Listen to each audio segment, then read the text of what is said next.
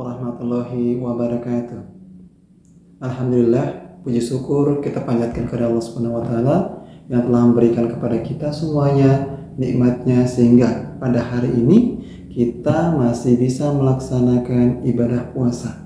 Ya, di hari ke-19 ini mudah-mudahan Allah berikan selalu kepada kita semuanya ya si nikmat sehatnya dan nikmat-nikmatnya sehingga kita bisa menyelesaikan ibadah puasa pada hari ini sampai kemudian di hari selesai nanti. Baik, melanjutkan cerita kisah-kisah sahabat Rasul ya. Ini adalah salah satu sahabat Rasul yang masuk dalam catatan bahwasanya dia juga dijaminkan nantinya akan masuk ke dalam ahli surga. Ya, siapakah dia? Dia bernama Sabit ibnu Qais bin Syams.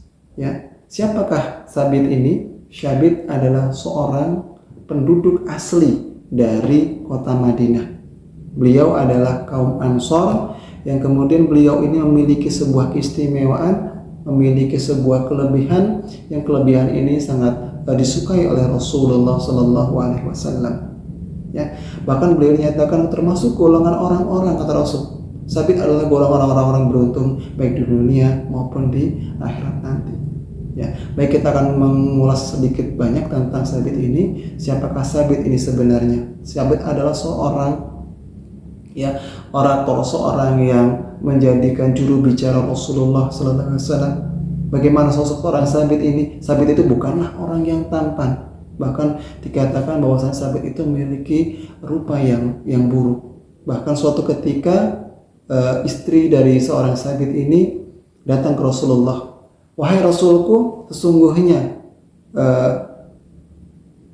suamiku Sabit adalah orang yang sesungguhnya baik agamanya. Sesungguhnya dia adalah orang yang berakhlak mulia. Tetapi aku takut ya karena bentuk rupanya, karena keburukan rupanya, aku takut kufur kepada Allah sehingga aku berbuat dosa. Maka aku mohon kepadamu, aku minta kepadamu untuk bertalak dengan Sabit. Ya, istri Sabit ini datang untuk meminta cerai. Kemudian dipanggillah si Sabit, wahai Sabit sahabatku, ya, sungguhnya istrimu datang kepadaku untuk meminta talak kepadamu. Bagaimana menurutmu? Kemudian Sabit mengatakan, wahai Rasulku, sesungguhnya aku tidak mau bercerai dengannya. Tetapi Rasul pun mengatakan, wahai Sabit, jika engkau memaksakan terus menikah dengan atau melanjutkan hubungan kekeluargaanmu dengan istrimu, sesungguhnya nantinya itu akan menjadikan kerugian untukmu dan kerugian untuk istrimu. Karena istrimu takut dia nantinya akan berbuat kufur dan berbuat dosa kepada Allah. Maka sesungguhnya akan lebih baik jika engkau menceraikannya. Kemudian Sabit pun berkata kepada Rasul, wahai Rasulku, jika itu memang yang terbaik untukku, maka demimu, demi Tuhanku yang menciptakan engkau dan aku, maka aku ikhlas menerimanya. Maka kemudian disampaikanlah oleh Rasul kepada istrinya si Sabit, si Jamilah, ya, istri Sabit ini bernama Jamilah. Memang dia itu adalah salah satu orang yang disebut sebagai wanita yang tercantik di kaum Ansor itu. Kemudian, wahai Jamilah, istri Sabit, bersediakah engkau untuk mengembalikan uang mahar atau mahar yang diberikan oleh Sabit sehingganya menjadikan catatan, ya, menjadikan pengembalian hak daripada si Sabit ini. Maka kemudian Jamilah mengatakan, baik ya Rasul, sesungguhnya aku bersedia mengembalikan mahar yang diberikan oleh Sabit. Apa itu maharnya? Maharnya adalah sebuah kebun yang sangat luas.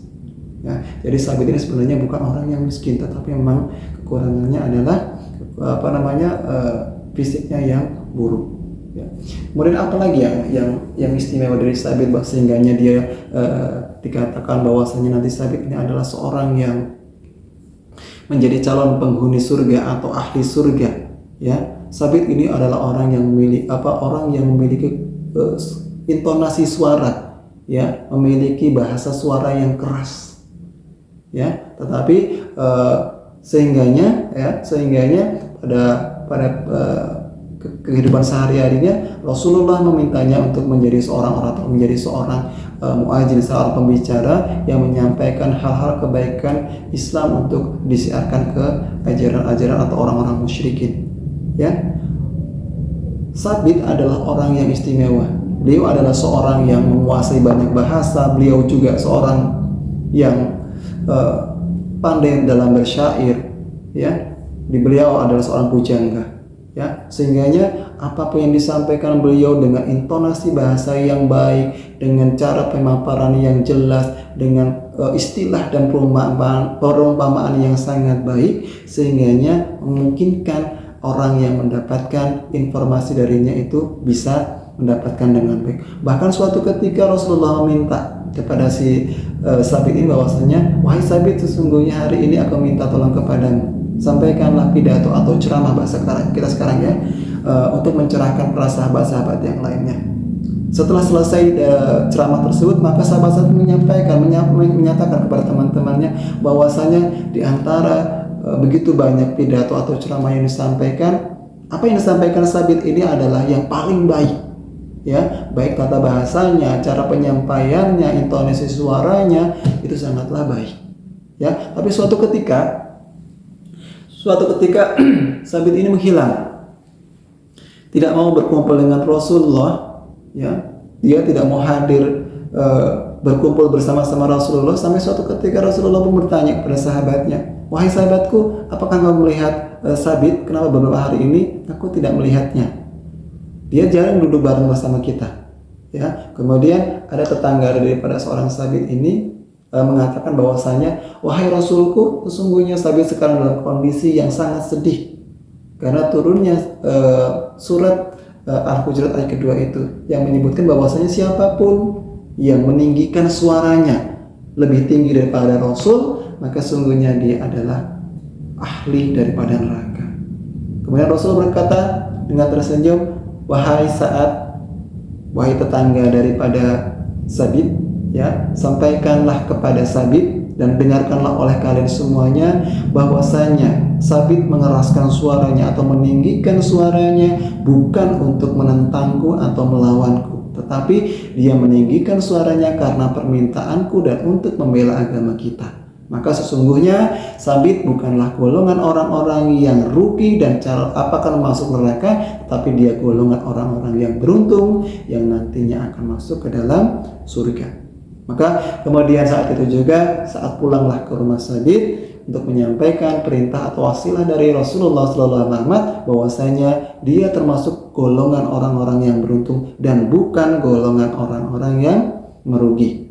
Maka kemudian sejak saat itu Sabit pun terus bersemangat, ya, untuk menyampaikan atau berorasi, memberikan wejangan informasi kepada semua orang, ya, tentang bagaimana Islam, bagaimana Rasul, bagaimana tatanan pelaksanaannya, hukum dan sebagainya, ya. Dan di sini Sabit juga bukanlah hanya seorang yang menjadi orator, bukan jadi seorang penyampai dakwah saja, tetapi beliau adalah seorang yang pemberani, ya, seorang pejuang, seorang prajurit perang yang siap ditempatkan dimanapun untuk membela agama. Jadi beliau ini adalah sosok yang bukan hanya secara lisan membela agama Islam, tetapi fisik beliau, ya, harta beliau berikan sepenuhnya untuk membela ajaran agama Islam. Ya, kemudian pada 12 Hijriah, ya, terjadilah perang Yamamah, ya.